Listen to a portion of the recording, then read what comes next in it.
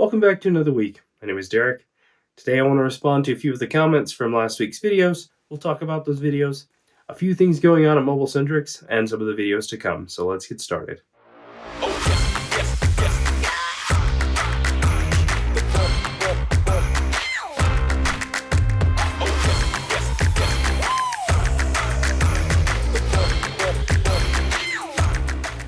And to jump right into it, right before New Year's, I posted a video talking about all of the different tag-on flexes that we sell, whether it's for the displays, the rear cameras, the front-facing cameras, and I do plan on making a in-depth video demonstrating each and every one of those.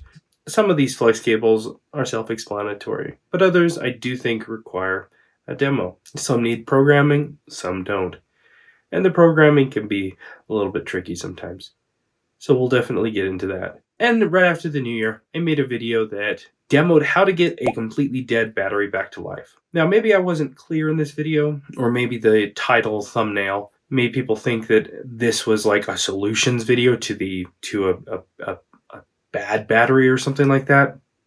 No, this is not for a completely dead bad battery, something that shouldn't ever be reused. Even completely good batteries, if they sit way too long in a device without being charged, they can actually get to the point where they can't receive a charge unless you force them to. And then all of a sudden they're back to acting like normal. If they get so depleted that the BMS can't even trigger them to start charging, even though the actual cell is good, this is where that solution comes into play. So it is a minor case where that happens. It does happen. And also sometimes even if the battery is bad and it does need to be replaced, maybe you just don't have the battery on hand and you have to wait for it to be ordered. But in the meantime, you need to make sure that nothing else is wrong with the device.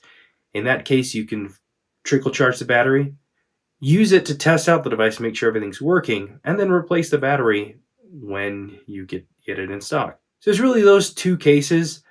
A lot of the time, I'm just impatient to see, let's say I'm working on a Nintendo Switch. All right, I've replaced the charge port because it needed to be replaced, and the battery is dead, and I don't want to wait for it to charge up itself to be able to test it. So I'll quickly give it 1 or 2% charge with a power supply. That way I can plug it in and instantly have it come on, make sure everything's working instead of waiting for it to charge.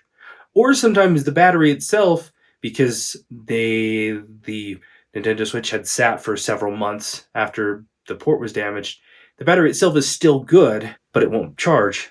So giving it that little Jumpstart gets it back to life. So it does play a role in getting some of these batteries back to life. Of course, if you're concerned about the battery, replace it. But it is a cool trick to have when working with a completely dead battery. And that's basically how I responded to some of you guys in the comments. There was one guy though, I think the guy with all the solutions or something like that, really didn't get the point of the video. My fault probably. Maybe I didn't convey that. This isn't a fix all solutions video. That was how to get a dead battery to charge again. And that's it.